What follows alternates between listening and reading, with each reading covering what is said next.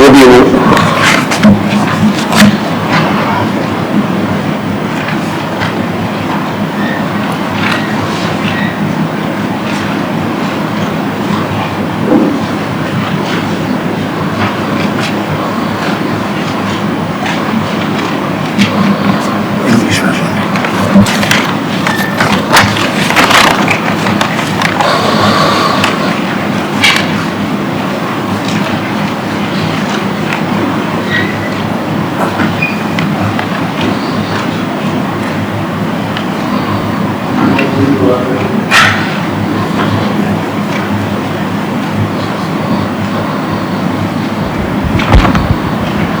Good afternoon, Honorable Speaker and my colleagues. I'm here this afternoon to know a report on the Committee on Establishment, Training, Pension and Public Service on Lagos State Pension Reform Amendment Bill 2021 and Assembly.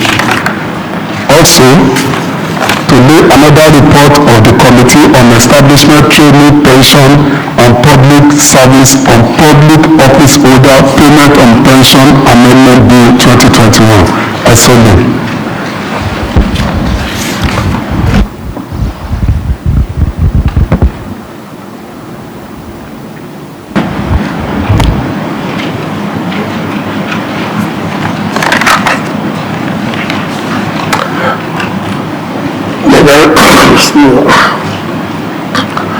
Majority Leader, can you reorder the other paper and bring the next item to the last one? Okay, sir. Mr. Speaker, I wish to move for the reordering of today's other paper to effect the movement of item B on the other paper to become item C, and item C1, 2, 3 to become item B1, 2, 3. I so move.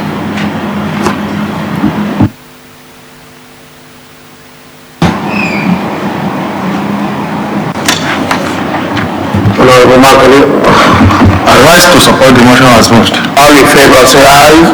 Those against nay, the ayes have it. Majority Leader.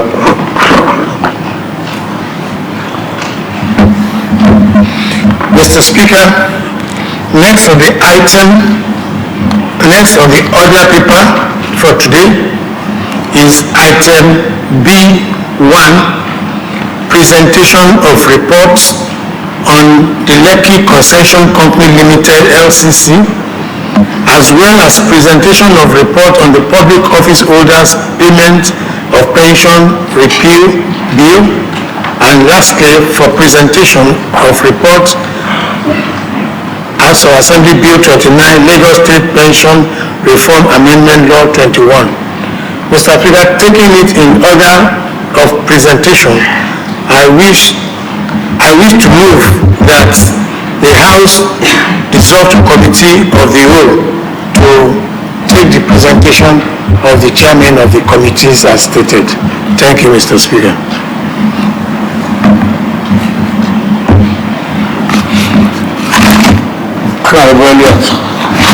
Thank you, Honorable Speaker. I rise to second the motion as moved. All in favor say aye. Those against nay, the ayes have it.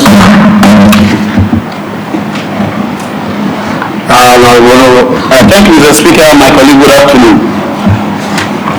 Report of the Committee on Finance on the Lekki Concession Company Limited (LCC) conversion of African Development Bank loan from senior non-sovereign guaranteed loan to a fully flexible loan guaranteed by the federal government of Nigeria. Mr. Speaker, sir, distinguished honorable members, you will recall that the House at its plenary session of Monday, 24th June 2021, deliberated on the above request received from the executive arm and committed same to the Committee on Finance to further look into the request and report its findings to the House. Methodology To carry out this task, the committee invited the Commissioner for Finance and the Managing Director, Lekki Concession Company Limited, for submissions and receipts of documents. Submissions. Dr. Rabiu Olowo, Commissioner for Finance, submitted that the state government assumed the full ownership of Lekki Concession Company Limited in December 2014 upon the buyout of all the shareholders of interest of the Irado concessionaires. Thus, the subsisting shareholders of LCC became Lagos State Government with 75% shareholding and the Office of the Public-Private Partnership 25% shareholding respectively.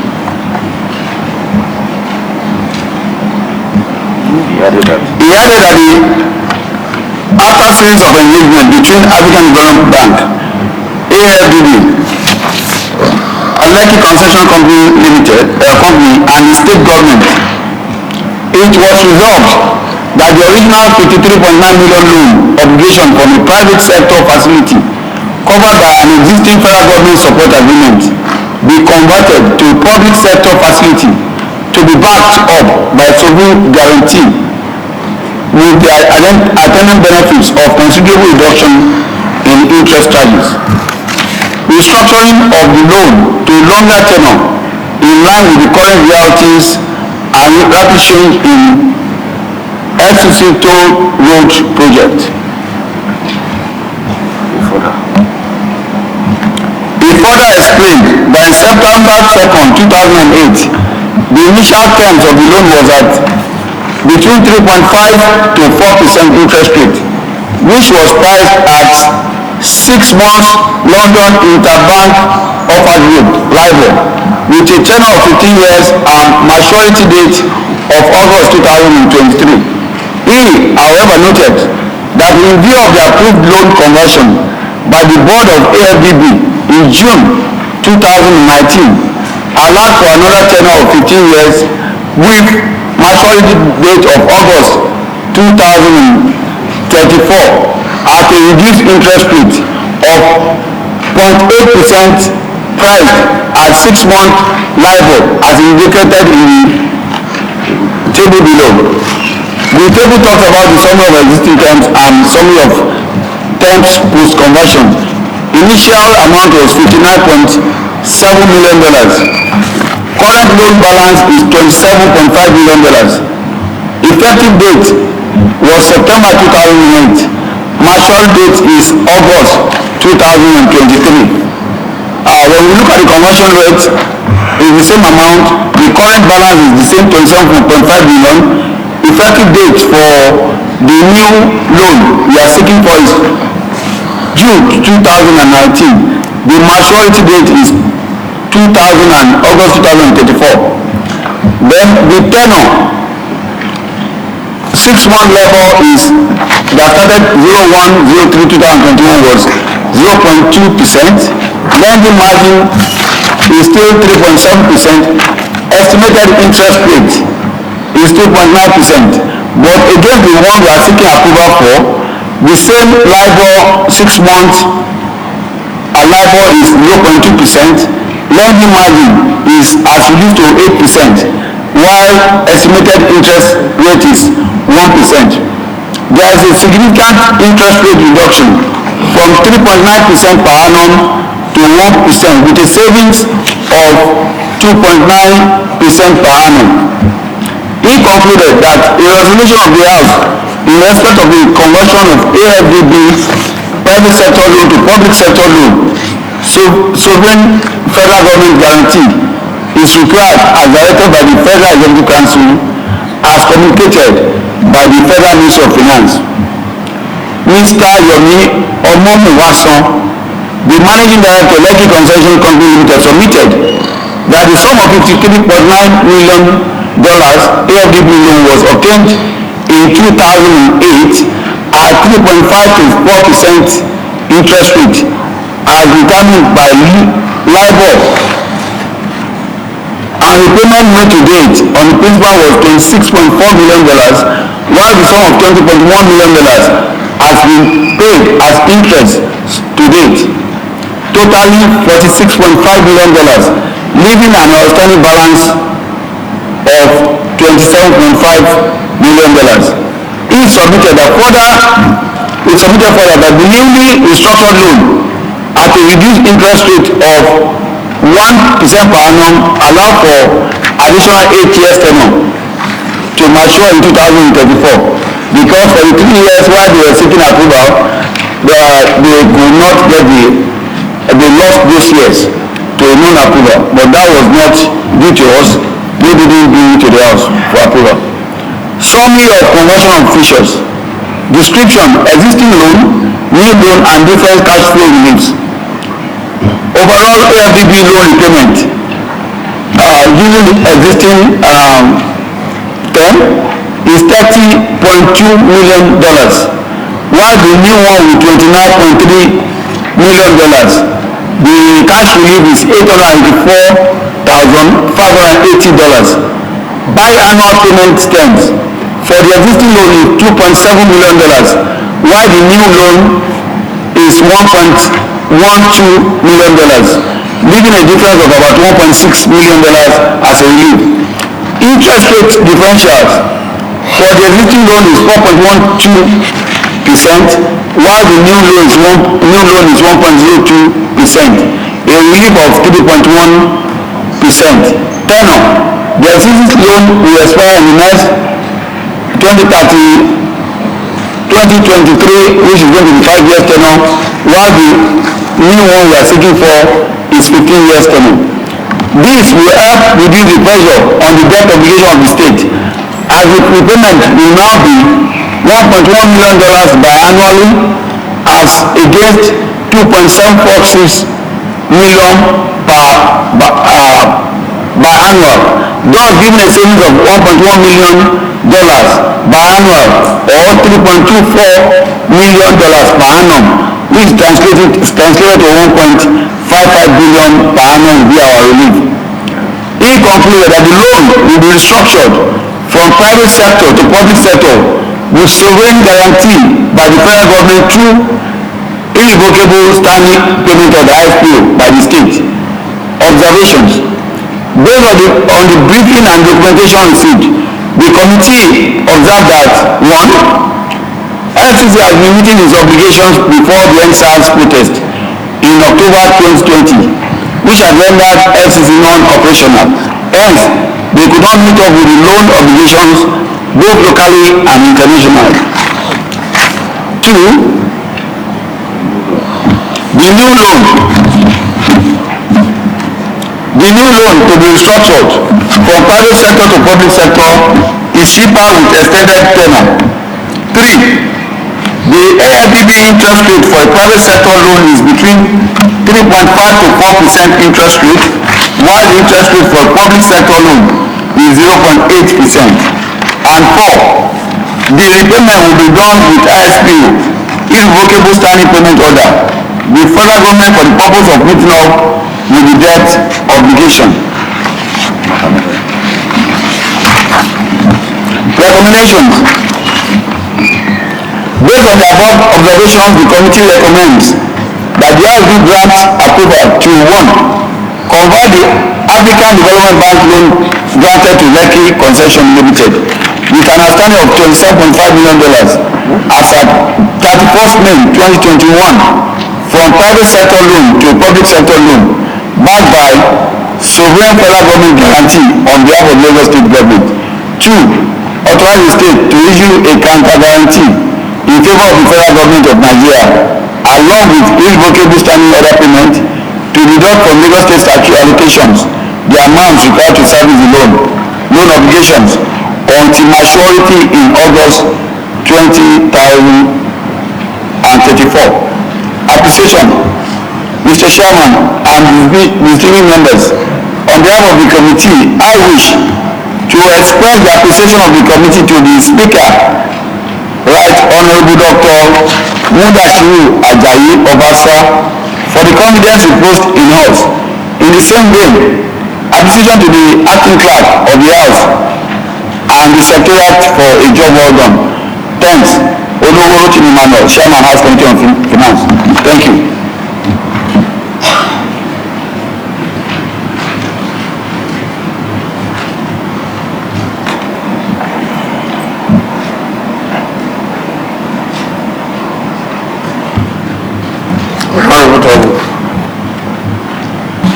Thank you, Mr. Speaker. I rise to move that the report presented by Honorable be adopted for debate.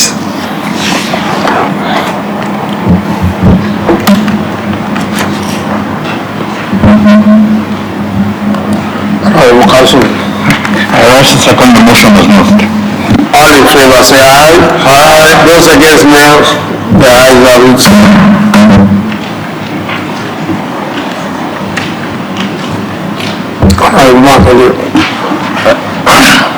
Thank you, the right honorable Speaker. I think Lagos State has, been able to occupy a nation state where the two arms of the government, the executive and the legislature, are working harmoniously to bring the best governance to Lagosians. It is obvious in the presentation of the chairman where an existing loan is now having a kind of arrangement where the interest rate will be put down to a reality of the economy we are facing now. And this one is so amazing to me. And despite the fact that the LCC are incapacitated to operate, we are still looking for a way by which. Sorry, Honorable Martin, Honorable Ogundimu, majority leader, please approach. You can go ahead. So, where the existing debt burden can be reduced.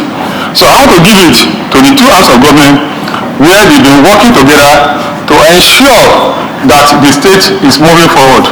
The reduction is a milestone to the economy of Lagos State. I want to thank the committee chairman and with the committee member and the leadership of the House for taking this one as a first priority in our sitting during the recess. Thank you very much.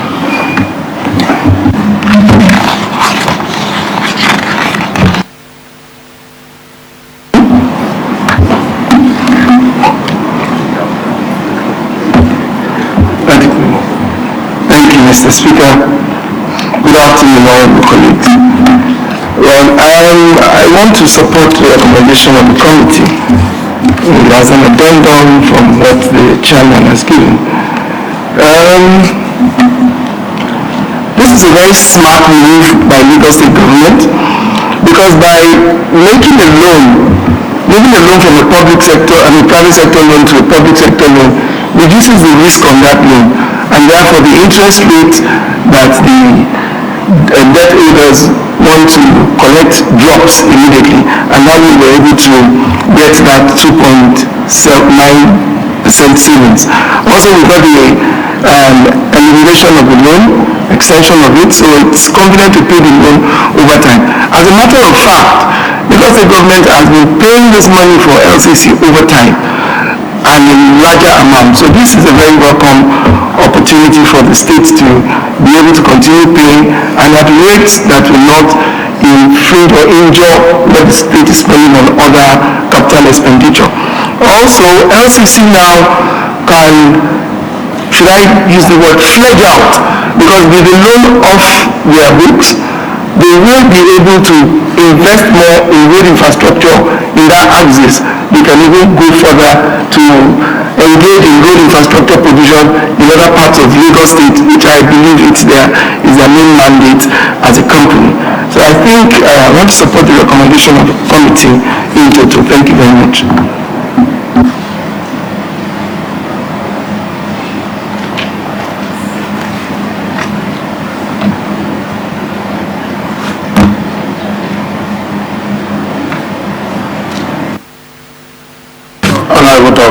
Thank you very much, Honorable Speaker.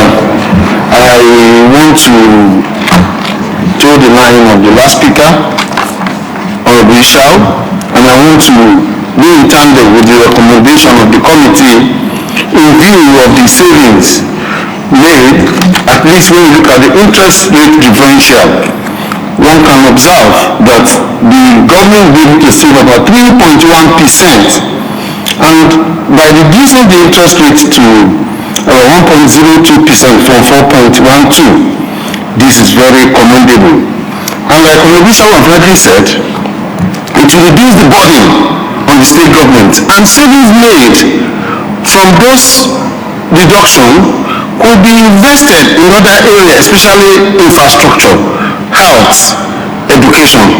So based on this, I want to go in tandem. I want to support the recommendation in totality. Thank you, Mr. Speaker.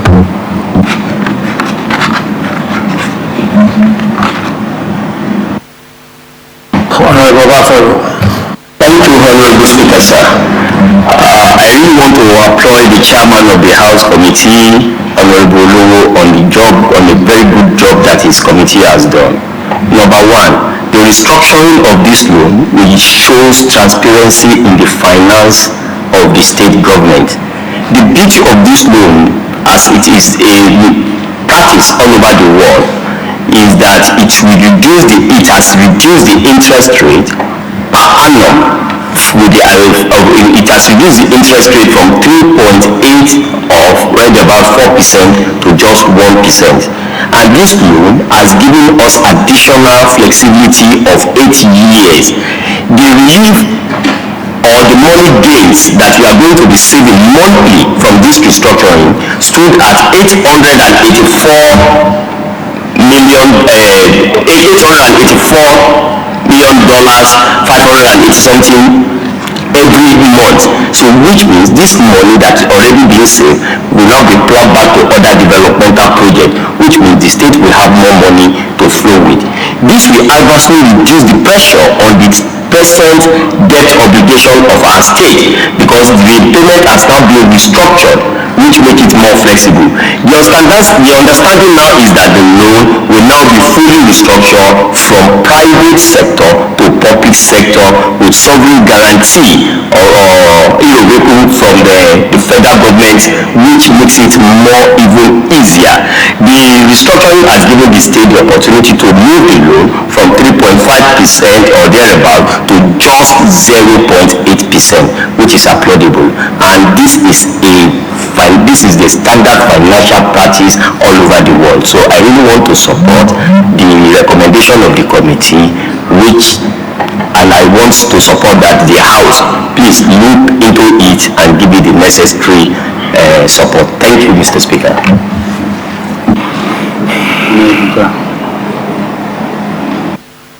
Honorable Council. Thank you, Mr. Speaker. I would like to just quickly commend the chairman of this committee for a job well done. And having looked at the facts and, of course, the observations made by the members who have spoken, I want to go in tandem with it, and I would like to say at this point that the recommendations as presented by the committee be adopted as the resolution of the House. I so move.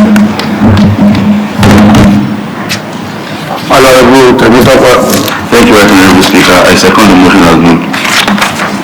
Yeah, before the question is put, the presentation made by Honorable Ogundimu based on the conversation with the Commissioner for Finance and other invited. So the documents on which they base their statements are not attached to the reports. So I think such documents are important in this situation, So, do you have the documents related?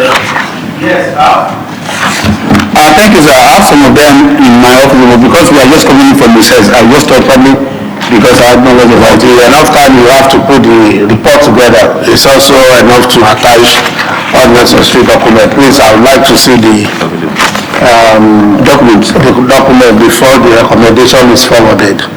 All in favor, say aye. Aye. Those against, no. The ayes have it.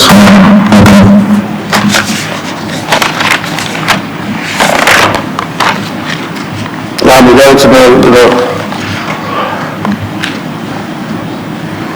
which one is next? Mr. Speaker, next for presentation is report of the House Committee on Establishment, Training and Pensions, Training Pensions and Public Service in respect of House of Assembly Bill number 29, Lagos State Pension Reforms Amendment Law.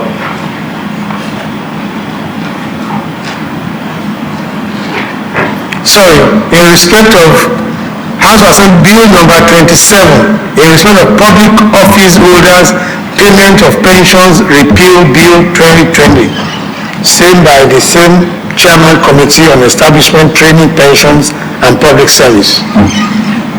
Honorable Ogundimu.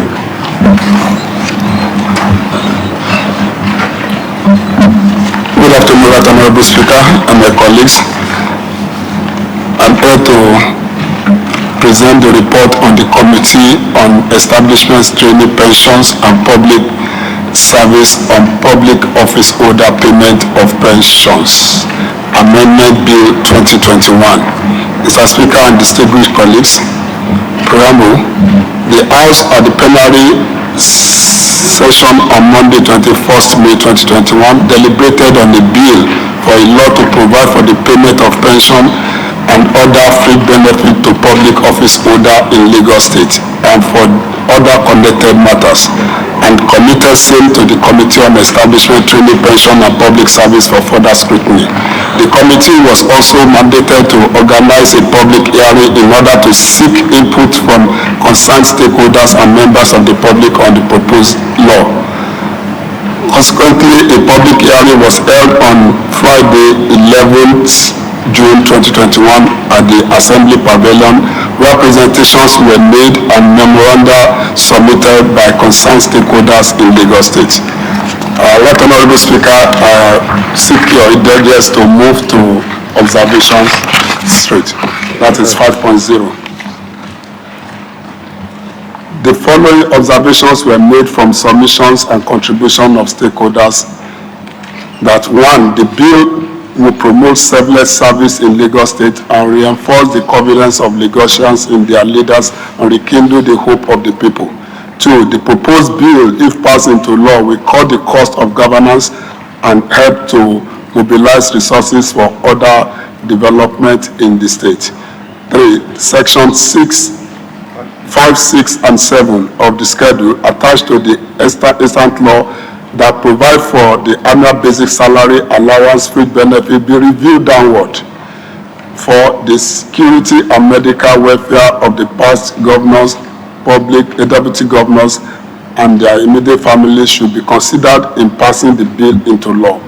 And lastly, 5, such benefits should be extended to other organs of government.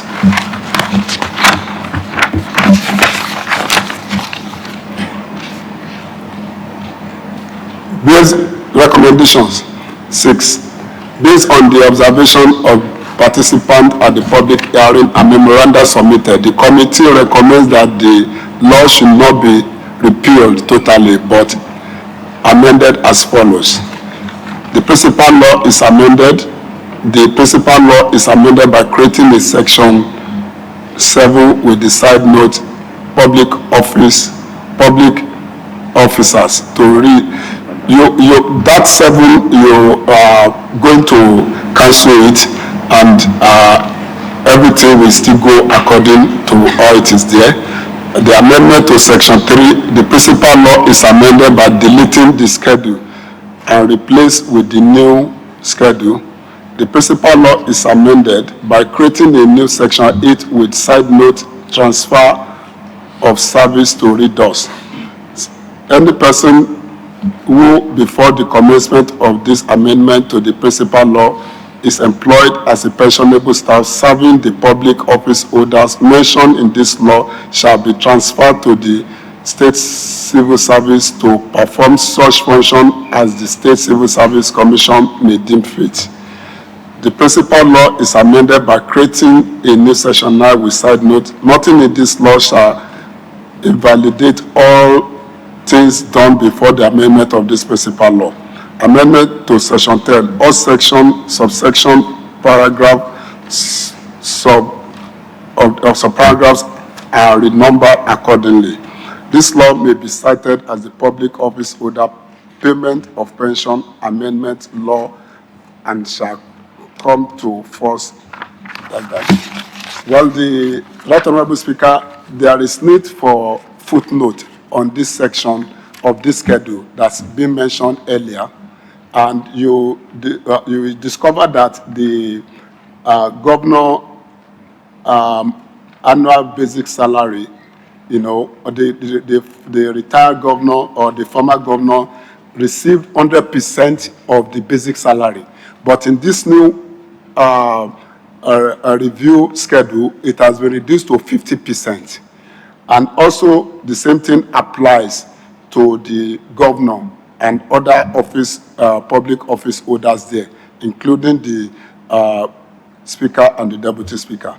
Also, we also look at the provision of the other things like furniture.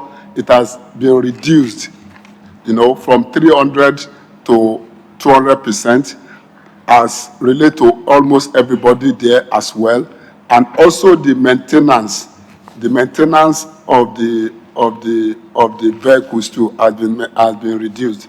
The most very important thing there is the issue of accommodation.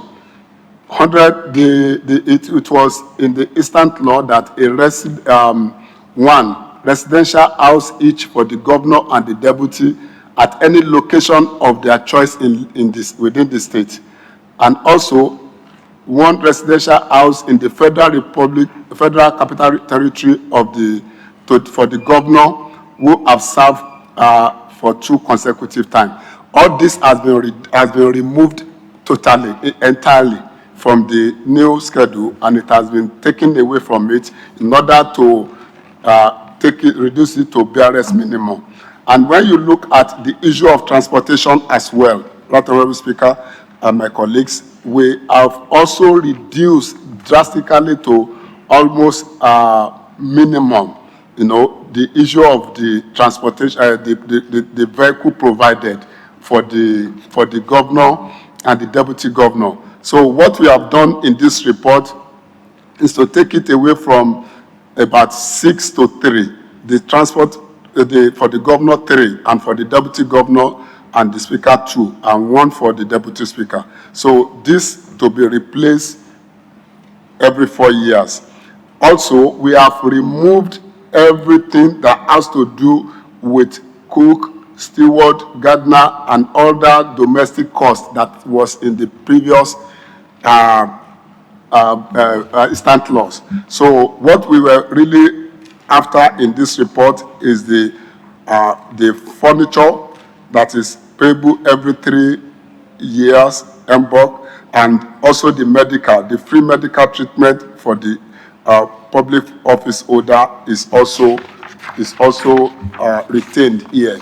So, and also we look at the issue of the driver as commensurable with the vehicle provided. So all this one we have reduced more than 50%, and we take the reduction as it is in this new report. The pensionable drivers to be provided by the government. So the governor, deputy governor, speaker, and the deputy speaker. So these are what we have done with this report, and it's like we have taken it like 30% of what was in the instant law. So, and with this, Right Honorable Speaker and my colleagues, we come to the conclusion. The committee expresses gratitude to Mr. Speaker and members for the opportunity given to carry out this assignment. We also appreciate the clerk of the House and the Secretariat for their support at ensuring the timely completion of this report. Thank you, Honorable Ika Ogundimu, Chairman, Committee on Establishment, Training, Pension, and Public Service. Honorable Togo. Thank you, Right Honorable Speaker. I want to move that the report as presented by Honorable Ogundimu be adopted for debate. Thank you, sir. Honorable Akonde. Thank you, Mr. Speaker. I second the motion as moved. All in favor, say aye. Aye. Those against, no. The ayes have it. Honorable Council. Thank you, Mr. Speaker. While commending the efforts of the chairman of this committee, I just want to state as a point of note that having looked at the observations and the recommendations of this particular report, that it just shows that we're a listening government, and it also further states that the legislator is proactive in nature and making sure that we find ways to, for the betterment of the running of the state.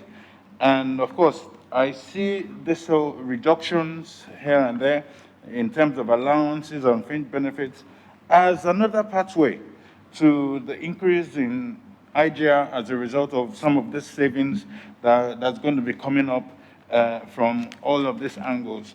So I dare say that this is actually a good way to start and also encourage that the people of Lagos State appreciate the government of the day. So I would like to support these recommendations as stated so far. Honorable. Thank you, Mr. Speaker. Let me join Honorable Kasumu by thanking the committee for a job well done, especially when they talked about that one review of the annual basic salary to about 50%. But even at that, we are just trying to be, try to face reality. But what is the basic salary we are talking about? I reason with you that 50% will be something, but like basic salary of 50% of whatever they are getting today.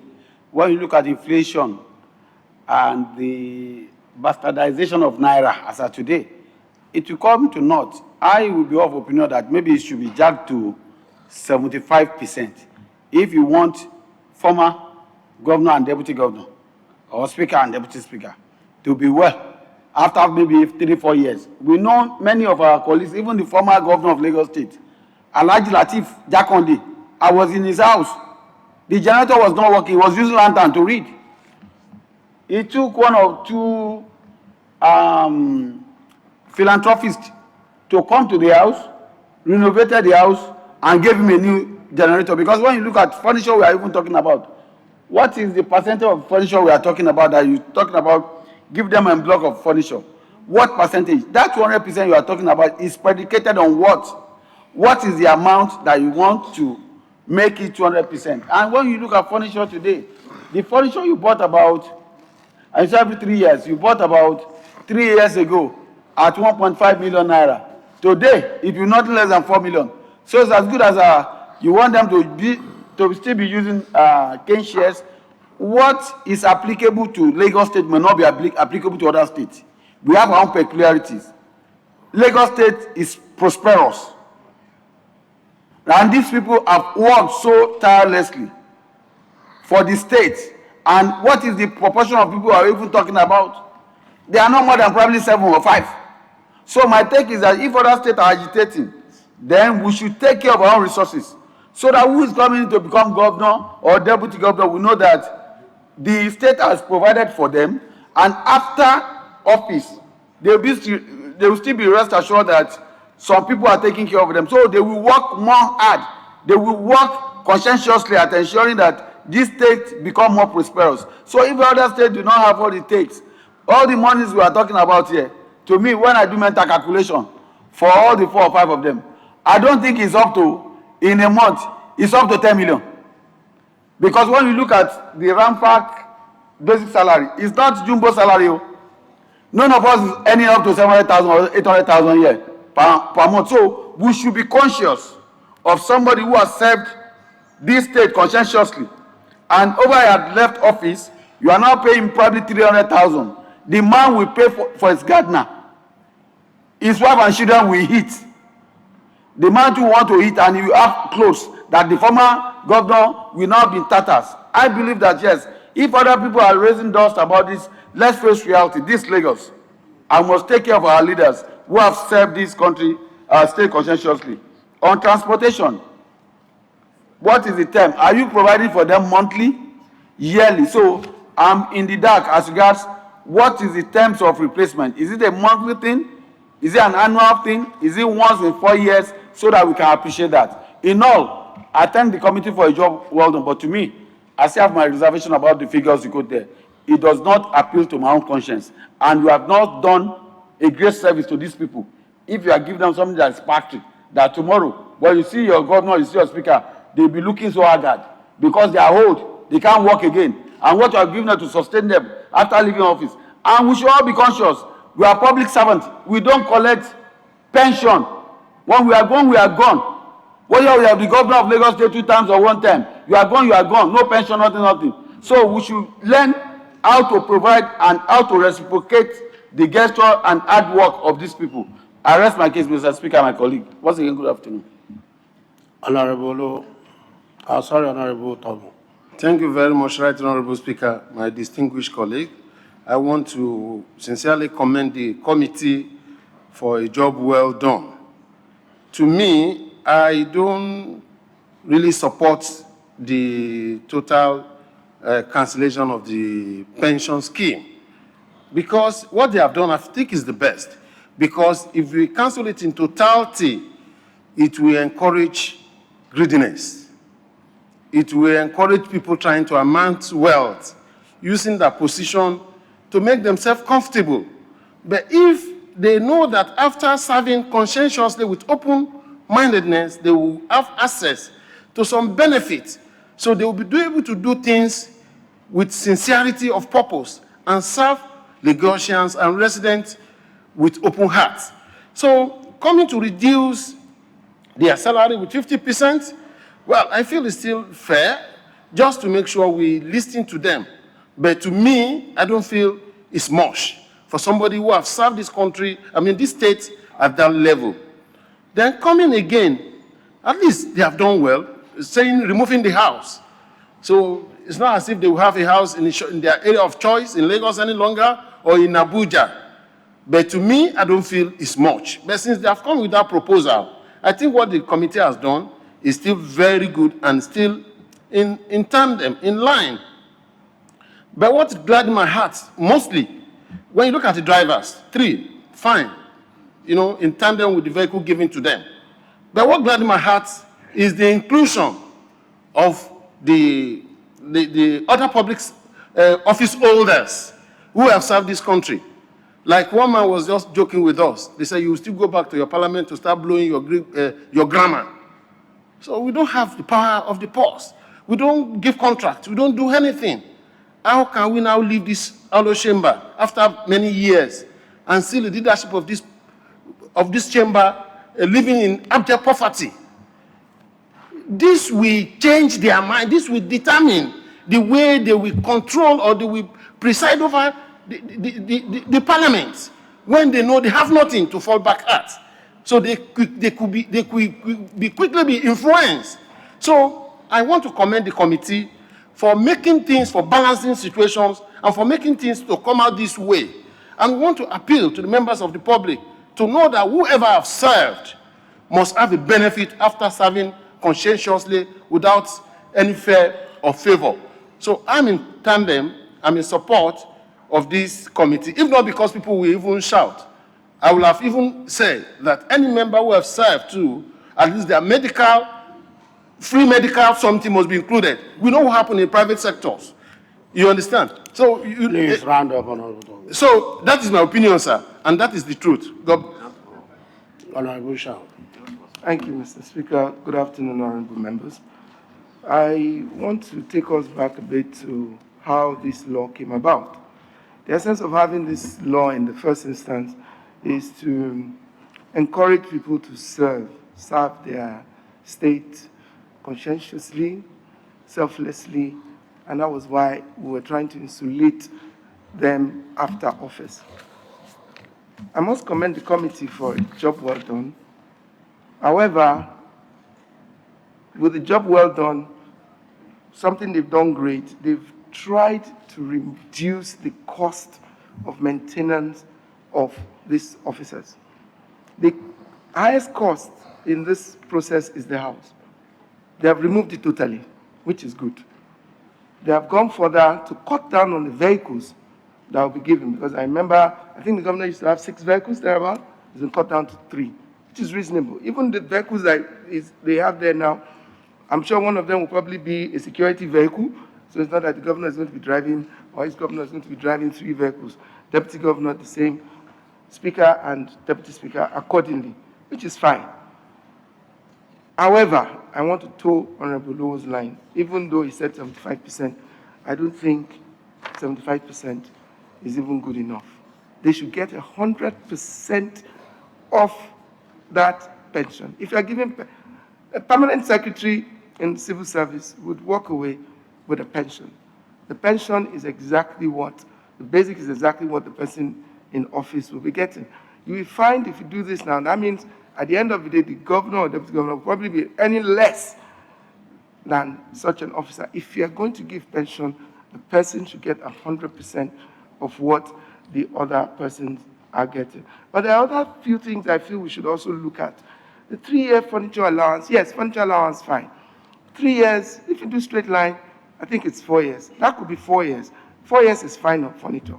200%, 4 years. That's standard.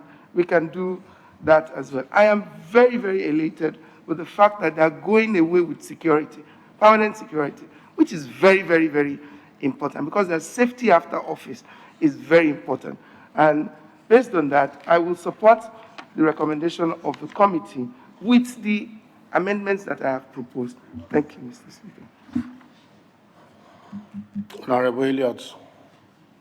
Thank you, Right Honorable Speaker. Good afternoon, colleagues. Mr. Speaker, sir, I think we are forgetting one basic thing here, which is the fact that we need to also commend ourselves. Commend ourselves in the fact that we've taken the bull by the horn. This goes out to show that the Lagos State House of Assembly is not a rubber stamp. We are here in the interest of the people, and it is so enumerated as we have seen. Indeed, the House is here to debate and give objective and robust debate on what we think is fine and what we think is right. The committee I must commend, because they've had a review after giving and after seeing the fact that there has been a torture of the economy of Lagos and that of Nigeria for a while, which is the reason for which we're having this review.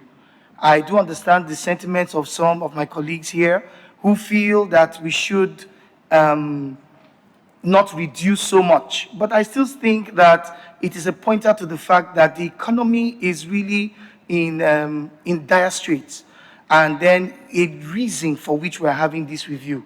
I think that it is also a preaching to the word that ostentatious living while in office should also be looked at, so that we can adapt a humble lifestyle, which is what basically is saying that even when you leave office. That is not to say that office holders should suffer, especially number 1, 2, 3, and 4 positions in the state. Lagos State is a rich state, but indeed we are going through a lot, which is why we are saying whatever you can save from this review, you can plow back. I just want to ask that a provision, if it can be done, be allowed, because I believe that we are making up a lot in our budget so we can shore up our revenue. In a situation where economy bounces back, there should be a provision where we can have an upward review. It's never been done, but Lagos State is known to have done things that are not possible before. We can have an upward review and also pay arrears of all these things. But I think that the committee has done very well in trying to have a downward review of all these things. I support it, and I think eventually we should have that provision whereby we can also have an upward review. Also, finally, sir, as Honorable Tomo has said, I don't think it's out of place. As public holders, we go through a lot. Unless you are in a position like this, you will not understand the immense thinking and thought and physical torture most of us go through. I think if some kind of provision can be given to public holders, even those that have served before, on medicals, not so much, not giving them money, but seeing how they can take care of their welfare even while out of office and in office. Thank you, sir. Honorable Akonde. Thank you, Mr. Speaker. May I say this? When our Excellency Governor Fashola was in office, when he came into the office, his hair were very, very black. By the time he's leaving the office, he grew gray hair. It shows the decadence of what he went through, the traumatic experience he went through in governance. It is appalling when we see this kind of thing, although the committee has really tried to the yearnings of the masses. But I am taken aback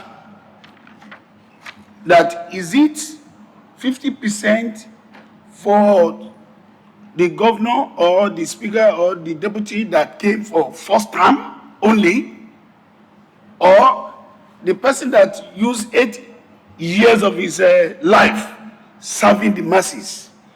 If that is the case, it is so appalling. I think maintenance, when you talk about maintenance of car, what we are buying 3,000 today, in the next 4 years, 5 years, might have gone to 10,000. And we said they should cut it back to 30%. If this happens, then most of them, when you give them the car after 2 years, they will be working with their legs. I think we should review it up and do justice where justice is needed. A lot, we are going through a lot. The governor, the speaker, and whoever that is serving the public are going through a lot, and they need to be protected even when they leave the office. If not, we don't know what will happen. I am supporting Honorable Lowo and Honorable Tobu that this is supposed to be reviewed upward, at least 100%. Thank you, sir. Majority Leader. Thank you, Mr. Speaker. The bill that came to the House is for repeal of the pensions law with regards to public office holder. The committee made a very good attempt in insisting that they must still get something, but in a reduced form. Whether we maintain the percentage as recommended by the committee or we increase the percentage recommended, the fact still goes that the intendment of paying pensions to public office holder in the category of the governor and deputy governor is to invite them into more transparency and honesty. Is a motivational strategy for people in that category to shun, the pulse of the state and do it with all sincerity for what they are entitled to. And when they leave, compensation for being honest and transparent with the money of the state. So I think that the person that wears the shoe knows where it pinches. And that's what the committee has done.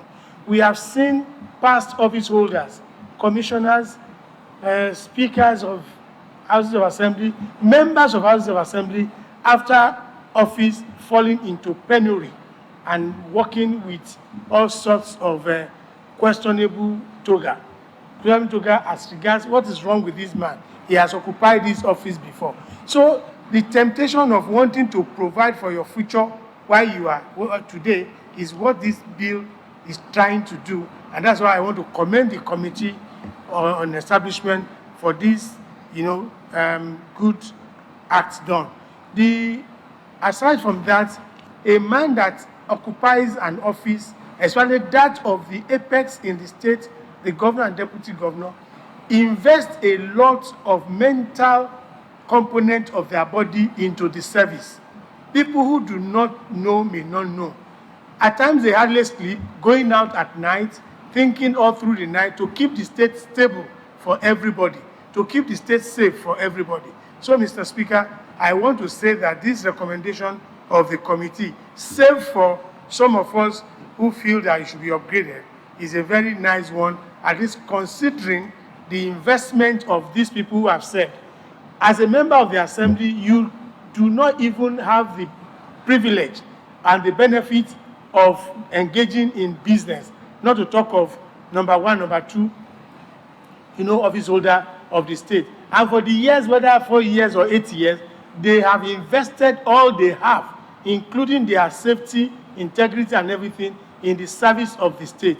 And the best thing we can do for them is to say we appreciate them by still taking care of them after. And Mr. Speaker, one funny thing about the state, politics in the state is, even if you contest for a public office and you do not win, people will start coming to you for benefits, not to talk of the person that has occupied office. When they leave office, people will still go to them with the mentality of entitlement. We worked for you, we supported you, you were there, and the presumption that the whole Central Bank of Nigeria is shifted to your house. They start to make demands of you.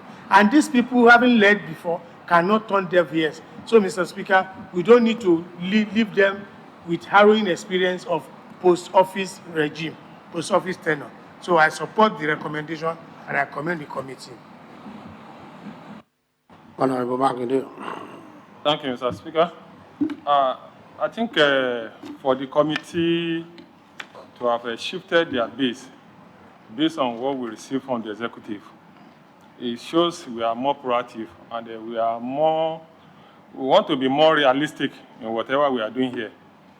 And to even include the Speaker and Deputy Speaker, in fact, it's an epic one. But I want to align with the Honorable Lowo, the majority leader, and the last leg of Honorable Tobu. I was once a civil servant.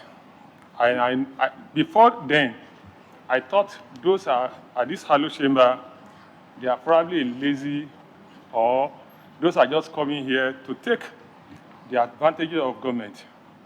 Until when I got here, I now realized that what the honorable members are facing here is multiple tax than the ordinary civil servant. Public service is a kind of a jealous service where it takes away all your former way of getting your ends meet. And aside from that, the code of conduct does not even allow you to do something else. Either you spend 4 years here, 8 years here, 20 years here, you cannot engage in any other thing than what you are doing here. And then going with what the majority leader just said, when you find yourself in a public office, it's as if all the resources of that constituent is being given to you. At times, they will provoke you to the extent that so what I want to add to it is that the health benefit of members should be added to this, not only today, but tomorrow. Some of the honorable members that have left here, that are coming back here, nobody will ever pray to be in their shoe. But one day we will live here. But if it's health care service can be added to this, once in a while, when you have a critical health condition, the government can come to your aid rather than becoming another beggar to your friends who you hardly have time to when you are in the office. So I want to commend the committee for good job well done. Thank you very much, sir. Lastly, Honorable Abiro.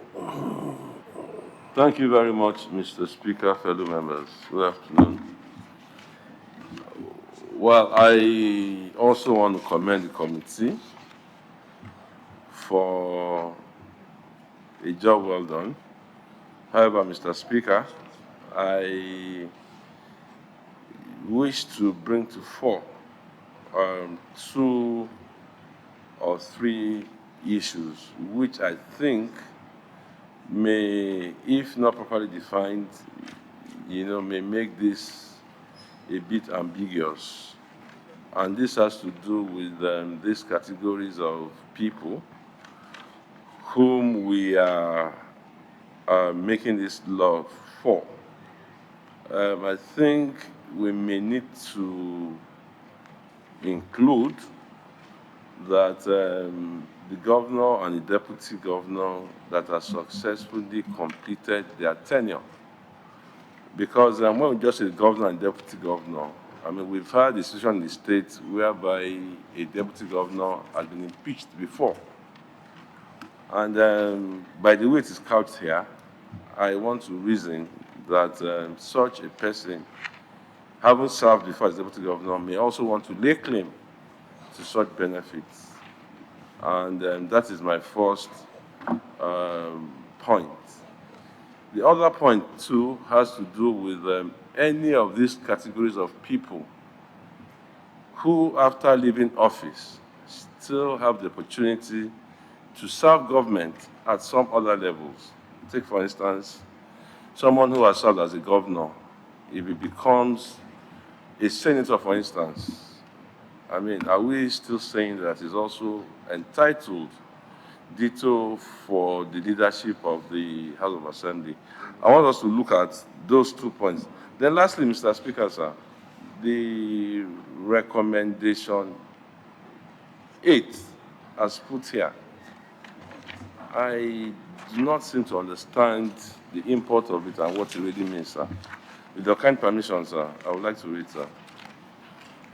He said, nothing in this law shall invalidate all things done before the amendment of the principal law.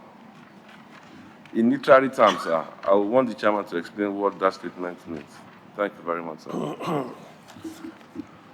Well, going by all that has been said, one is tempted to align with the position of Honorable Olowo and the rest of us.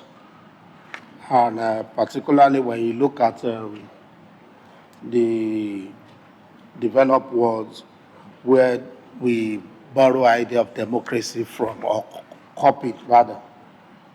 When Mr. Trump, the former president of United States of America, was having or engaging in war with his country, so many things came afore.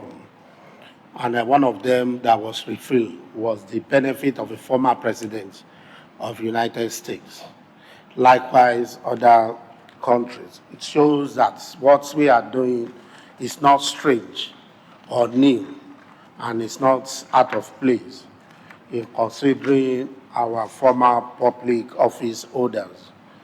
In addition to that, in the area of security, about a few weeks ago in Haiti, the current president was assassinated in his house.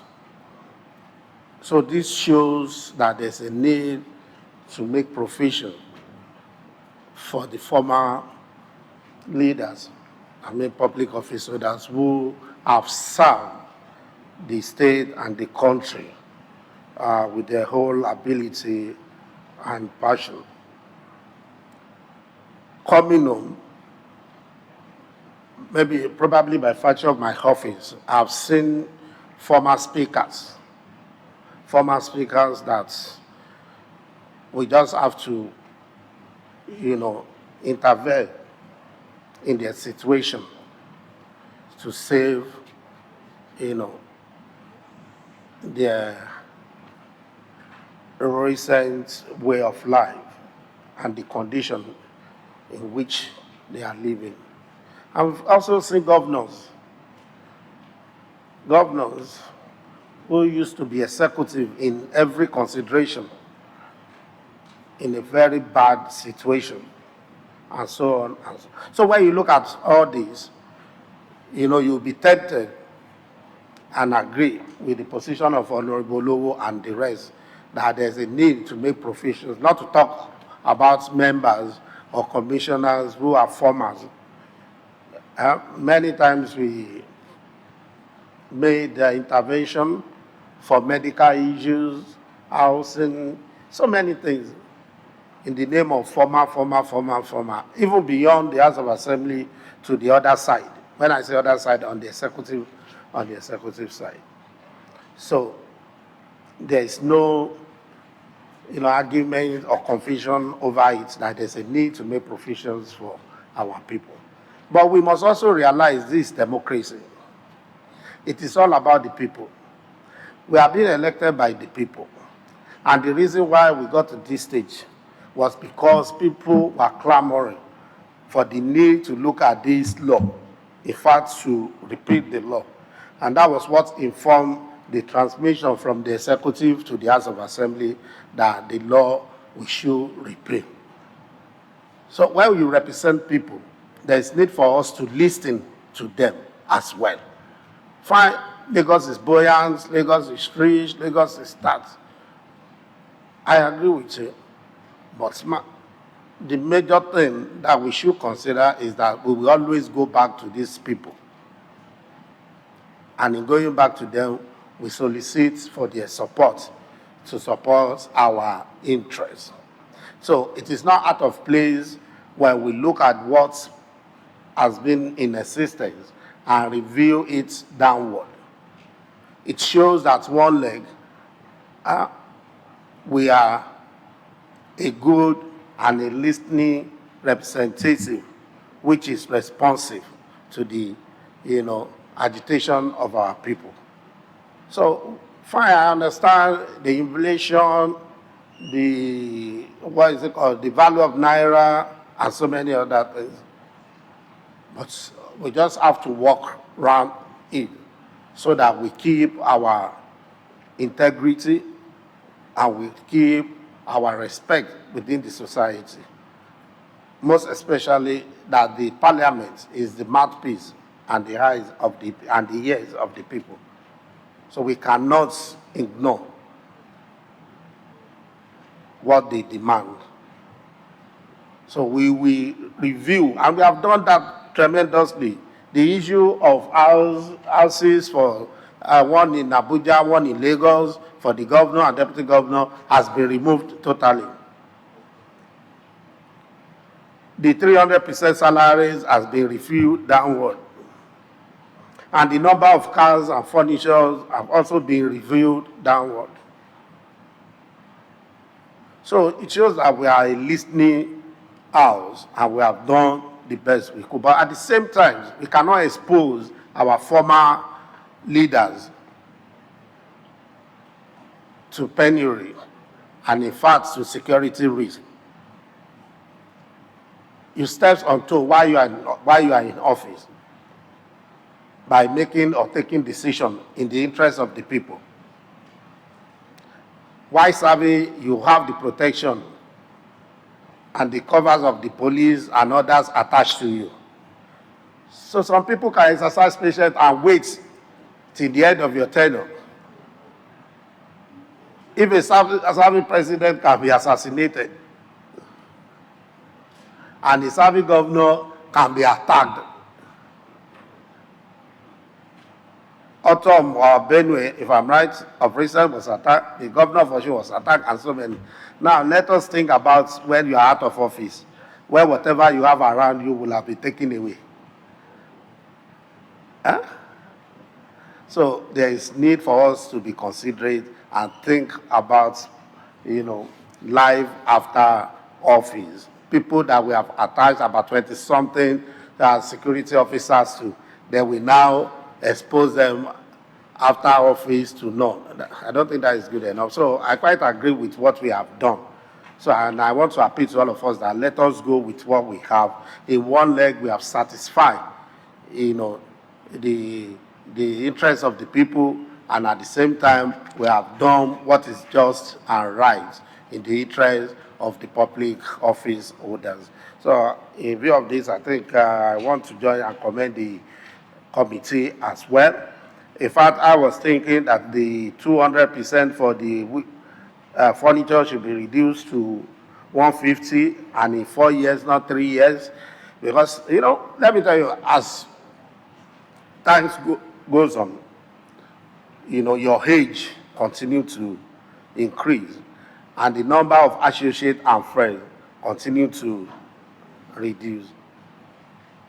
And at that point, you are no more in the production circle. Eh? And so you don't have young ones that will continue to destroy or disturb your furniture. Eh? Well, Akode case is a special case, so you cannot relate Akode to what we are saying.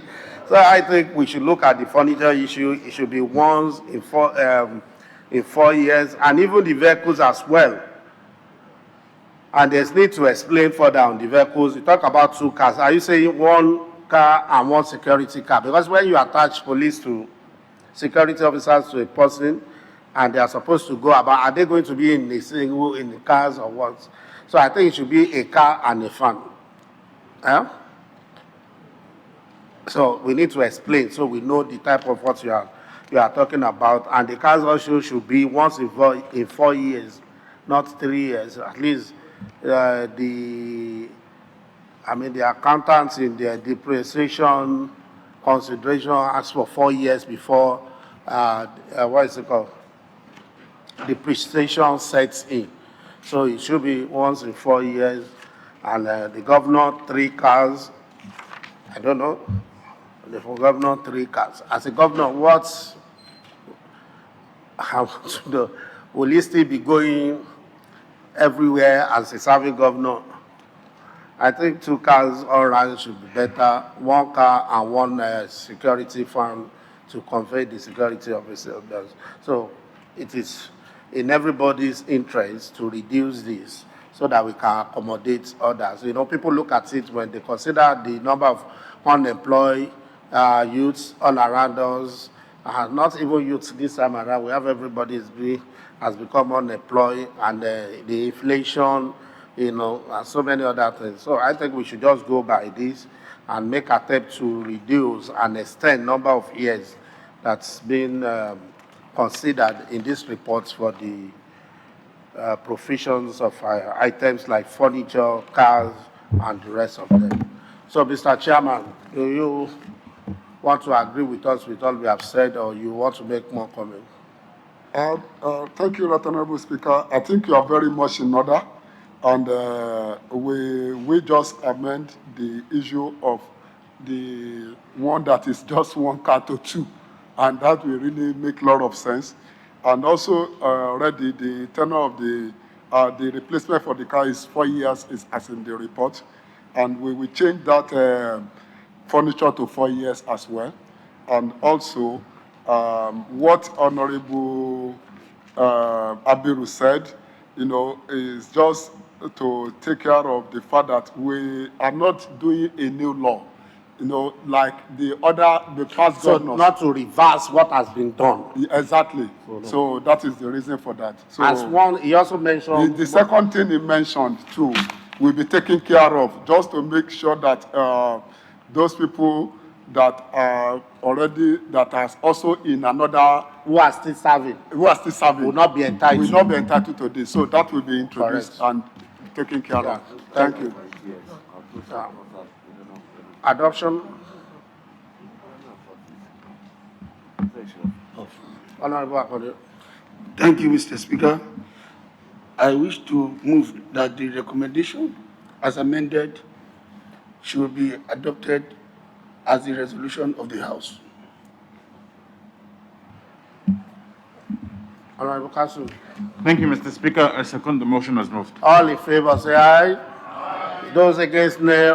The ayes have it. Yeah, the next one. Mr. Speaker, next and final on the presentation of report is report of the Committee on Establishment, Training and Pensions on the Lagos State Pension Reforms Amendment Bill to be presented by the Chairman, Honorable Ogundimu. Now, go ahead.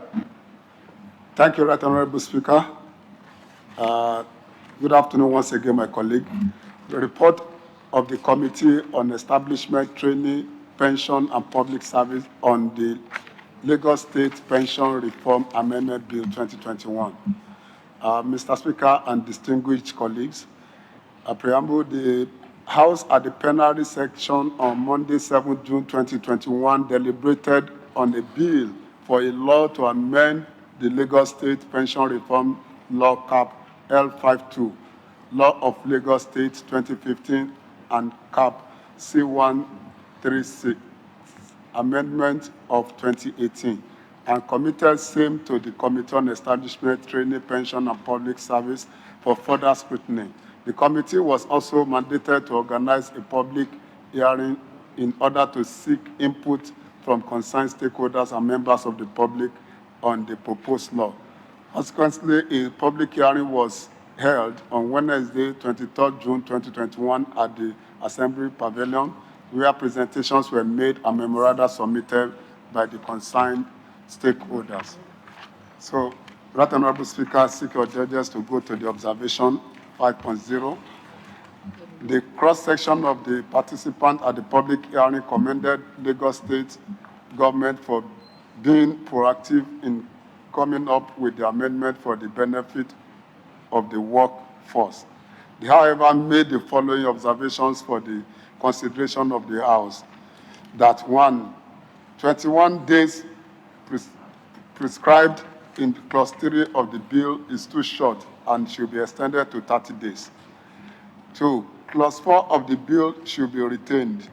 3, 50% lump sum should be paid to retiree as against 25% obtainable. 4, the Nigerian Labour Congress should be represented in the composition of part-of-time non-executive director. And 5, it was observed that there is delay in the payment of pension to retirees. 6, it was observed that the Clause 6 of the bill should be deleted as the employees use their pension as collateral to guarantee loans sought and obtained by them. And lastly, 7, that the retirement age of disabled persons in the public service be increased to 65 years. Recommendations. From the observations and memoranda submitted by the stakeholders, the committee recommends that the bill be passed into law with the following amendment. 1, delete Clause 3 of the bill and replace to read assurance of letter of confirmation of exit. A letter of confirmation of exit shall be issued by the employer 30 days prior to the employee's retirement or exit from the state public service. Clause 4 of the bill is deleted and replaced as follows. Dismissal of an employee. The dismissal of an employee from the public service of the state shall not prevent such employee from accessing the total amount due in the retirement savings account. 3, Clause 5 of the bill is redrafted as follows. Retirement savings account and remittance of contributions. An employee shall open a retirement savings account for the remittance of employees' pension contribution with any pension fund administration of his choice on assumption of duty. 4, Section 24(1)(d) of the principal law is deleted and replaced as follows. D, part-time non-executive director who shall be a representative each of the following. 1, head of service. 2, commissioner supervising the civil service pension office. 3, commissioner for finance. 4, state joint negotiating council. 5, state universal basic education board. And 6, Nigeria Union of Pensioners. 6, the clauses of the bill be retained as nothing should be tied to an employee's pension to avoid financial embarrassment. Conclusion. The committee expresses gratitude to Mr. Speaker, members for the opportunity to carry out this assignment. Our appreciation also goes to the clerk of the House, the Secretariat, and for their support at ensuring timely completion of this report. Thank you, Honorable Ogundimu, Chairman, Committee on Establishment, Training, Pension, and Public Service. Thank you, sir. Honorable Tom. Thank you, Honorable Speaker. I want to move that the report as presented by Honorable Ogundimu be adopted for debate. Thank you, sir. Honorable Tijani. I second the motion has moved. All in favor, say aye. Those against, nay. The ayes have it.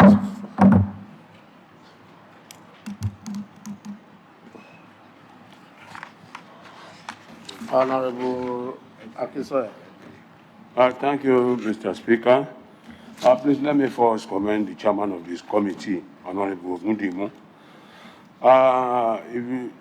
I'm in support of this, the observation number 3, that they should give them 50%. At least it's very better they can make use of it.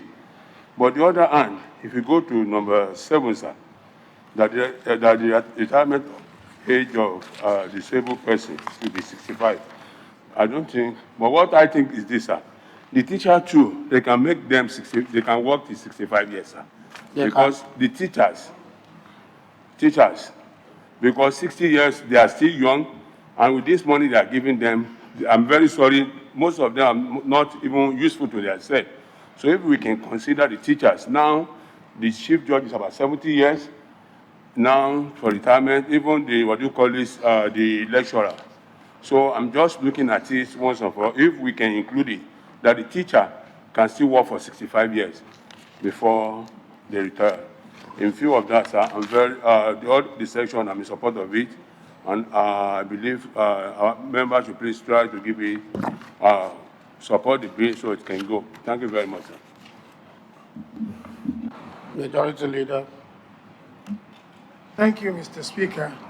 I want to commend the committee for a job well done, except that I have an observation to make in respect of observation and recommendation. Here in the report, we have observation 5.0, item number 7, talking about retirement age of disabled persons in the public service, seeking to increase to 65. But in the recommendation, such was not captured, though I know that it's not everything that is observed that makes its way into recommendation. But I was at the public hearing, Mr. Speaker, and I listened to presentation from somebody who is physically challenged that made this representation. The reasons are due for such recommendation, Mr. Speaker. I think the reason is germane, and it will further show that the state caters and cares about the plight of people living with disability who are gainfully involved, who are physically involved during our electoral processes. The government has done well to create a board for them and employing them into the service of Lagos State. How many are they? You can count them on fingertips, the population of physically challenged people in service. And the position was that if at the end of the day, they retire like any other person, they go back home like every other person, going through school in the first place, some of them struggle through, because somebody who is physically challenged is usually neglected in the family, except some family with godly inspirations. And after going through that, getting employed, retired, the bills will still be running. Is a compassionate thing that is done in other climes, and I think Lagos State will make a mark by being the first to adjust to such retirement age of people living with disability. I just wish that we consider it, and if possible, include it as part of the community. It doesn't put any financial burden on the state. Rather, it puts the state on the ladder of compassionate state that caters more for the plight of people living with disability. That's my observation, Mr. Speaker. Honorable Bafero.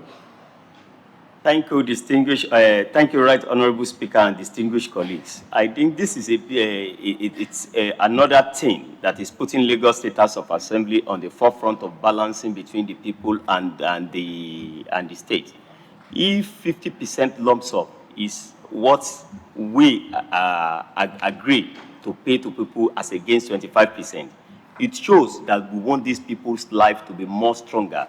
We want them to practice their civil service life in a way and manner that by the time they receive this 50%, it will be enough for them to start and enter into another new era, but as against the 25%.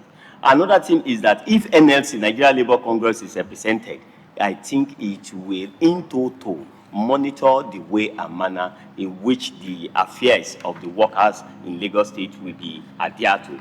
Payments should not be delayed. It does at the order of the day. This will now stop the sovereign, the delay, the neglect, and the abject way in which we subject our civil service after putting up impressive performance in the public service. I think by the time you feel that you are retiring and you are getting your dues as when due, I think it will give you more joy and glad for you to go into another meal. The clause 6, which has been said should be deleted, I think that clause 6 is suicidal, is unethical, it is ungodly. If that clause is taken away, I think, and in considering the 65 years of age of a disabled person, we call them people with physically disabled. So if we know that they are special people, I think we should give them special consideration. Because like so what the majority leader has said, someone that has struggled to go to school, struggle in life, struggle to get up, and at the end of the day, you want him to compete favorably with people that have no disability. Then coming back to the recommendation, number 1, in this modern age of your identification number, this, that, I think the letter of confirmation of assist is the only thing that you need that will make your payment to be more faster and more reliable. And a plan shall not be subject to savings account. This is where I want to talk about. If all retiree or civil servants open a contributory savings scheme, I think it will help to the pool of funds in the state. And this will even, there are some same clan all over the world, even Nigerian government planned it recently, that by the time you have this pool of funds, you can use it to go into sovereign bonds and some other things for developmental projects. And by the time the civil service they are going out, the money will be readily available. I think all the recommendation and the observation of this committee are in order and in line with the global standard. I support and I appeal to my distinguished colleague to please give this thing a speedy access. Thank you.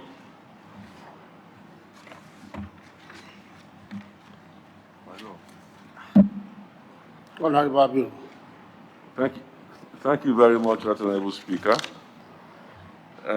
Firstly, sir, I would want to suggest the use of the word people living with disability or physically challenged people rather than the use of the word disabled persons. That is my first observation, sir. Secondly, sir, on recommendation number 2,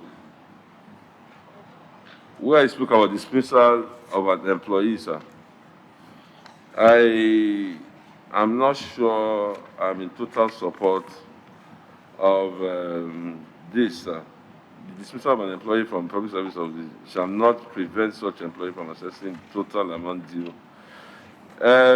Well, why I've said that for this is that I wonder if a person has been dismissed from service on fraudulent financial activities, I wouldn't know whether such a person should be allowed to retire, assessing all his retirement savings. I want us to look at this critically so as not to encourage fraudulent activities on the part of the civil servants. Thank you very much, sir. Thank you, Mr. Speaker. My colleagues, good afternoon. Let me use this medium to thank the committee for a job well done and to appreciate your recommendations. Mr. Speaker, I want to start with the last observer, Honorable Abiru, that the law is made for man. The law is supposed to have human face. I believe that contribution, that observation number 9 and recommendation is apt, is okay. Somebody maybe did something bad and he or she was dismissed. You are not saying that the person should go to hell. He has children, he has acquaintances, he has brothers and sisters, and the savings we are talking about was savings made over time. He contributed to that savings. Hence, he must be given room to accept that savings. Away from there, issue that borders on disability. Yes, the law is so apt. And the law is talking about recommendation. Somebody who is working and is disabled. I've not taken that is the only person that is disabled. We have younger disabled people or people that are special. There should be room for continuity. Otherwise, if you are using conditions like this to look at sentiment that because somebody is disabled and we have to increase to 65, what about those that are disabled, that are 18, they are 20, 21? They don't have room for recruitment and opportunity to serve. So basically, I think we should leave it like that. Because when we are now varying it, what is good for the goose is good for the gander. And we know that there is no way we don't have special person in our midst. And when there is room for them to be recruited into the system, we should not say there's one draconian law that says if you are not gotten to 65, any other disabled or special person cannot come in. I think we should just leave it as it is. Going back, the committee has done a good job, and I wish to say that we should use the recommendation of the committee as the resolution of the House. Thank you, sir. Thank you, Joseph. Thank you, the Right Honourable Speaker.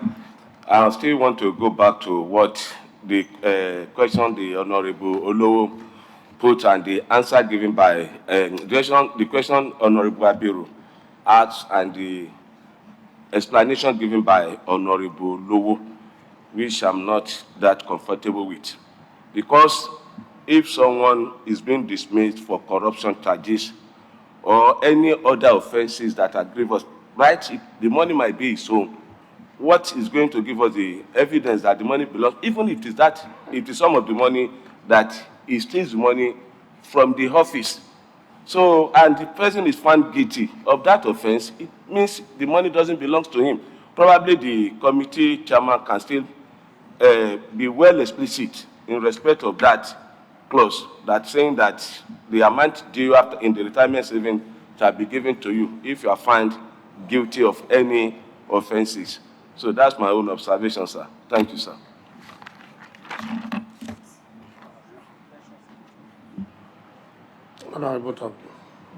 Thank you very much, Right Honourable Speaker. Distinguished colleagues. One, the letter of confirmation makes things easier for civil servants rather than running from pillar to post. Once you've been given a letter of confirmation from your employer, you have access directly to your pension. Two, the issue of dismissal of an employee.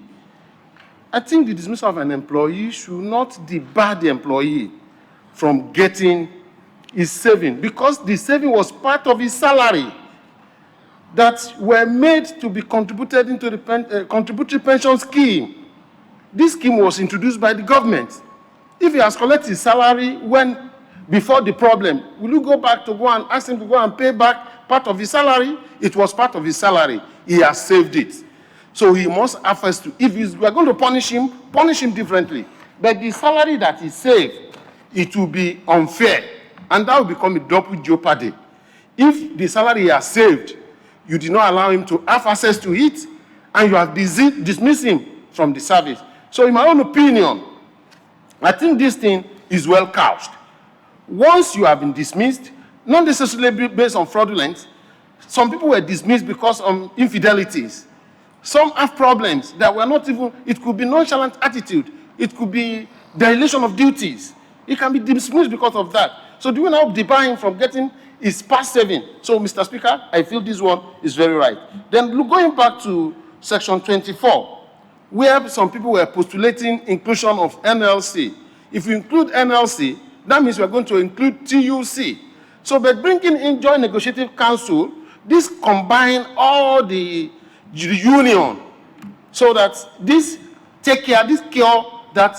So to me, sir, I feel this recommendation are totally in line with my thinking. Thank you very much, sir.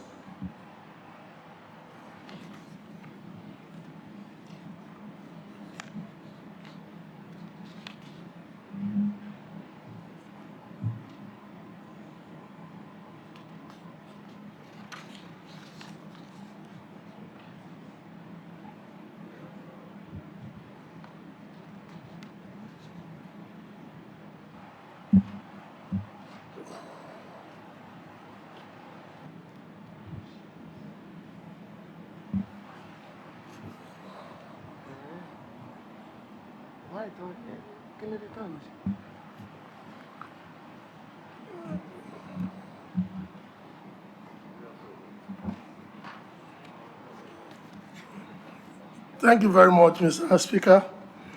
And I also want to commend the committee for a job well done. Well, my observation is on observation 3, that 50% lump sum should be paid to retirees as against 25% obtainable. This is conspicuously missing in the recommendation of the committee, and that I'm strongly in support of it, and I want to suggest that the committee should capture it as part of their recommendation. I thank you very much, sir. Thank you, Mr. Speaker. I also want to commend the committee for a job well done, and particularly on the issue of dismissal of employees. I want to state that I am in total support of what the committee has written here, because like my colleagues have already said, dismissal itself is even a punishment. That's a punishment. These days, our prisons, we don't call them prisons again. We call them correctional centers, because people should be given a second chance. Now you send somebody out of service, what they've contributed, their own share that they've contributed over time, government share, it will lead to litigations. Definitely people will go to court. So I think it's a good idea that it is left. Than that. The other 3 recommendations as well, I support them in total. Thank you, because we have to continue doing things to make life easier for people that have served our state already. Thank you.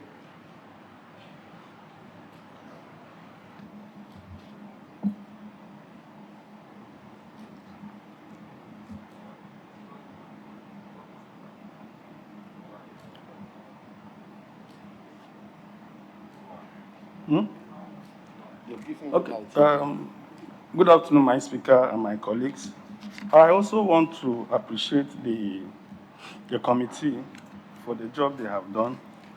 Like my other colleagues have mentioned, under observation item 3, which is 50% of the lump sum should be paid to the retiree against the 25, which for me is good considering the hard time we are into as of today.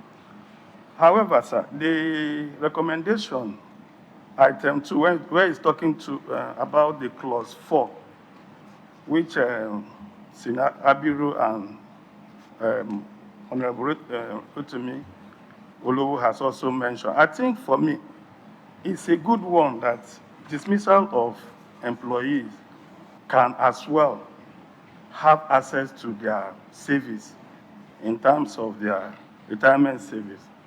But sir, but another thing for me I'm also thinking is, if there be a proviso, because if assuming I'm dismissed based on fraudulent activities where I stole government assets, I think to be fair, you are not entitled to your retirement savings because you have been identified as you have enjoyed an asset from the government stolen fraudulently.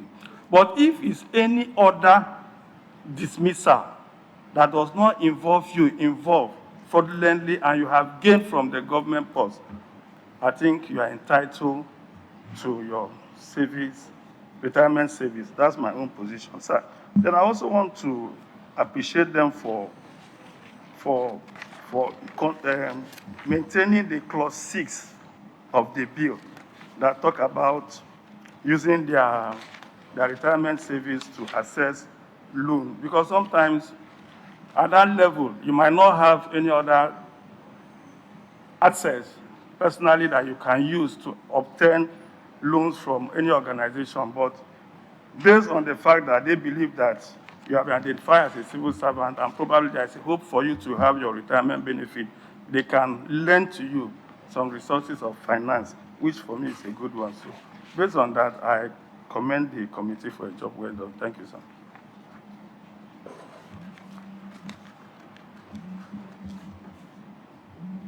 The letter of confirmation, 30 days prior to employees' retirement, is it after the issuance of the letter that you start processing your documents? The letter previously is being issued after the employee might have left, retired. Okay. But it has been difficult to process. So they should get their letter while in service before they leave. So they cannot That's get what I'm it. saying. The question is that, is it after the letter that the employee starts, Exactly, sir. Well, because of the experience we had in the past, most times, most of the retirees, find it so difficult to put their papers, the documentation together before they retire. So I think the notice should be extended. Yeah, it should be extended to about 2 months before retirement day. So you have more than enough time to perfect your documentation. I think they have to go around and search for most of the, if we are talking about the same thing, if we are discussing about the same thing, because most people that have had issues with their pension, and also often it has to do with putting the papers together to access their estate. So if it is after or before retirement that you have the 30 days for me from the past experience, I don't think will be enough for them. So at the end of the day, what we are running from, We can change it. what we are running from for giving them 30 days, we still continue. Okay, sir. So I think we should extend the day. So they will have been notified of their retirement, and you have room to do whatever you have to do before the date, so everything can have been perfected for them to collect their retirement benefits. So I think we should extend the days, because it takes nothing away from them, and it has nothing. And those who are clamoring for the extensions of teachers and disabled, you should also realize that you are also creating unemployment, because the more you extend the tenure of serving people, so also you delay those to be employed. And now we have number of people outside here looking for employment. So I think it is unnecessary. Disabled, although disabled, what do you call it, Honorable Babiru? Physically challenged or not. So I think, the government has done more than enough by absorbing them into the system. So we should not just push it beyond what we have done. So we just think about people outside there also looking for, employment. So the more we keep them in the system, the more it's difficult to bring in new set of people. So I think we should just do with what we have. Yeah. So who is moving motion for adoption? Mr. Speaker. Yeah, Honorable Isham. Thank you, Mr. Speaker. I hereby move that the recommendation of the committee as amended be the resolution of the House. I so move. Honorable Lu. Thank you, sir. I support the motion as moved. All in favor, say aye. Aye. Those against, no. The ayes have it. Majority Leader. Mr. Speaker, having concluded items listed for the purpose for which we have dissolved the committee of the whole, I wish to move that the House reverts to plenary. I so move.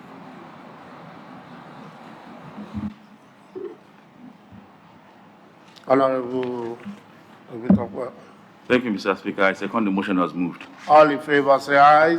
Aye. Those against, no. The ayes have it.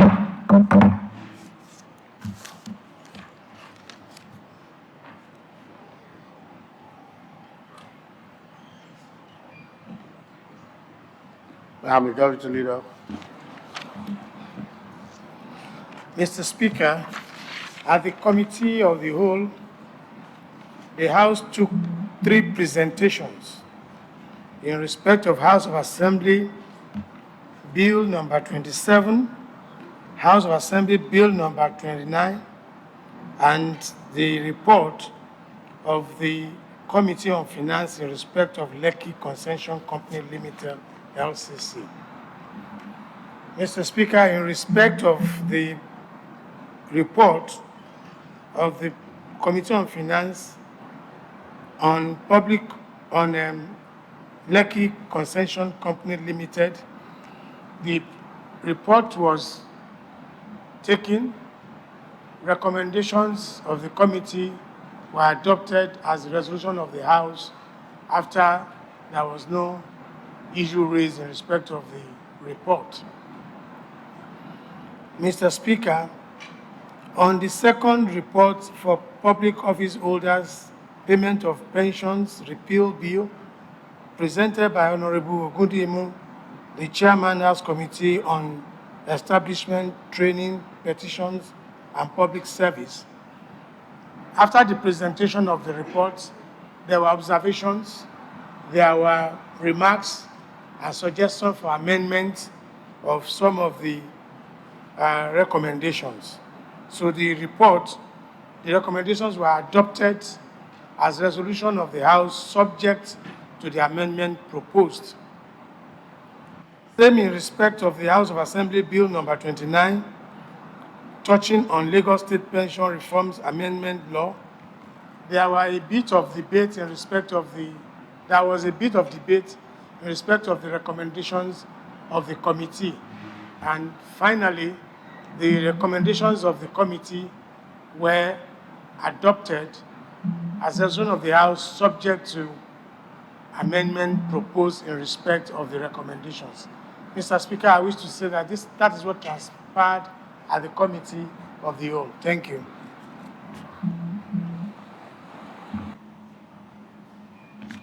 Honorable Council. Thank you, Mr. Speaker. I rise to affirm that this is a true recap and a reflection of what transpired at the Committee of the Whole. Yeah. Thank you, Mr. Speaker. I rise to second the affirmation. All in favor, say aye. Aye. Those against, nay. The ayes have it.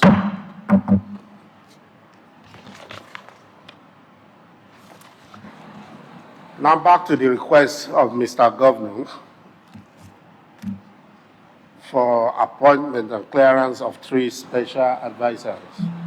Pursuant to Section 196, subsection 1 to 3 of the 1999 Constitution of Federal Republic of Nigeria, as amended, this House do hereby approve the Governor's request for clearance for approval of appointment of 3 special advisors into Lagos State Executive Council.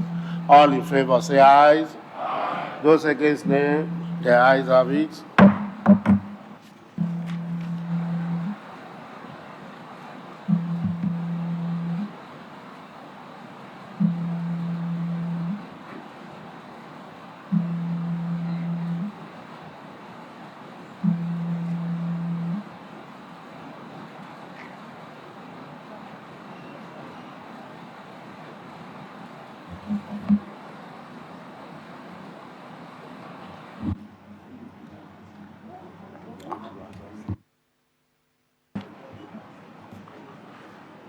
Approval for conversion of loan. Pursuant to Section 8 and 10, subsection 1C of the Bonds, Notes, and Other Security Law of Lagos State 2015, this House do hereby resolve to grant approval to 1. Convert the African Development Bank loan to Lekki Concession Company Limited with an outstanding balance of $27.5 million as at 21st May 2021 from private sector loan to a public sector loan backed up by sovereign federal government guarantee on behalf of Lagos State government. All in favor, say aye. Aye. Those against, nay. The ayes have it. Authorize the state government to issue a guarantee in favor of the federal government of Nigeria, along with an irrevocable standing payment order to deduct from Lagos State statutory allocation the amount required to service the loan obligation until maturity in August 2034. All in favor, say aye. Aye. Those against, nay. The ayes have it. Mr. Clerk, kindly communicate our results to Mr. Governor. Majority Leader. Mr. Speaker, we have exhausted items listed for the other paper of today, and I have your mandate to move that the House adjourns to September 14, Monday by 12 noon. Mr. Speaker, what is that? Can you address the House, please, Majority Leader? Mr. Speaker, I'm sorry, I'm being distracted. You don't have to address the House. I'm sorry, Mr. Speaker. You can take that again. I'm sorry, Mr. Speaker. I was reminded, and I take to that, Mr. Speaker, that the rule of the House earlier suspended to conduct the proceeding of today in English be reversed. I so move, Mr. Speaker. Who is seconding?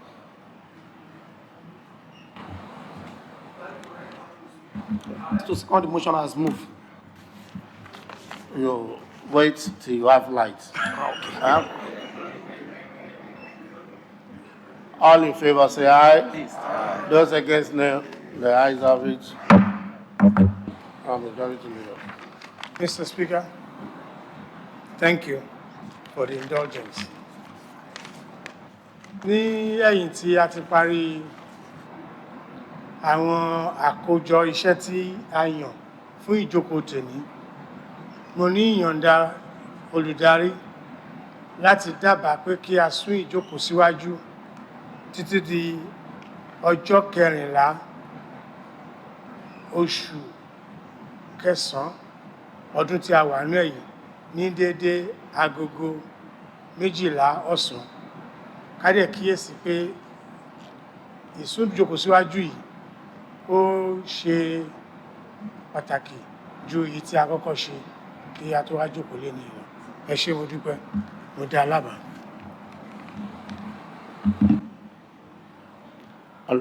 Aṣòfin Saad.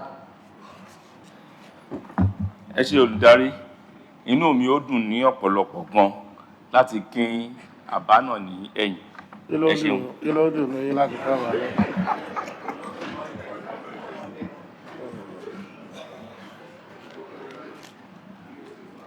Kí ìpàdé kékeré á wáyé lẹ́yìn ìdìde ìjókòó.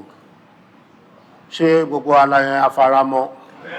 Àwọn tí ò faramọ́, àwọn tó faramọ́ ló pọ̀ jùlọ. A sún ìjókòó lé síwájú títí di ọjọ́ 14 ọjọ́ Ajé oṣù kẹsàn-án ọdún 2021 ní dédé aago 12. Mo gbéra sọ.